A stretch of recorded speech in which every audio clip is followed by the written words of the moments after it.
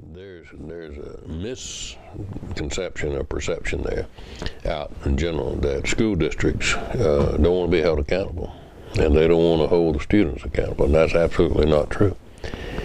Back many years ago when I was a principal, it was exceptionally frustrating and disheartening to have students move through the system all the way to the 9th grade and then fail. Because this society that we're in, if you go back to the 60s, a review of history will show that, remember, there was a change in the 60s and 70s. Before then, when you and I were in school, we had high levels of accountability. We didn't have sophisticated tests, as many as we do today. But my 4th grade teacher, Miss Annabelle Taylor, said, you will know your multiplication tables through the 12s by heart, or you don't go to 5th grade. And that was the law.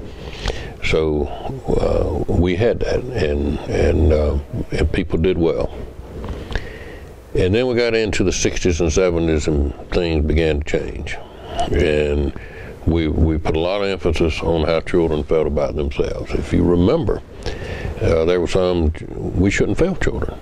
Children should not be retained because it's not good for their self-concept and so on and so forth. And there's a lot of good arguments for that. However, as we all do a lot of times, we go way too far with something. So what we had in the late 60s and early 70s and 80s was we had the attitude that, we'll just let children move at their own rate and we'll let them go through the system. But at Leon County, at least, the 9th grade was the first grade where you had to pass something to go to the 10th grade. You had to pass math and English, or you didn't go to 10th grade. Now, if you can't read, it's pretty doggone hard to pass. So we had students that would progress right on through the system until the 9th grade, and the very first time they were held accountable, they were not promoted to the 10th grade. That's the reason. If you had 2,000 kids in a school, you would assume 4 years, you'd have about 500 in each grade, give or take a few. But that's why our 9th grade were so large. We had 600, 700, 800 kids in 9th grade because they were 2nd and 3rd year kids in there because they couldn't pass because they didn't have the fundamentals. So beginning in the late 90s, in fact, when I was elected superintendent in 1996, that was a priority of our administration. We're going to set standards at each grade level.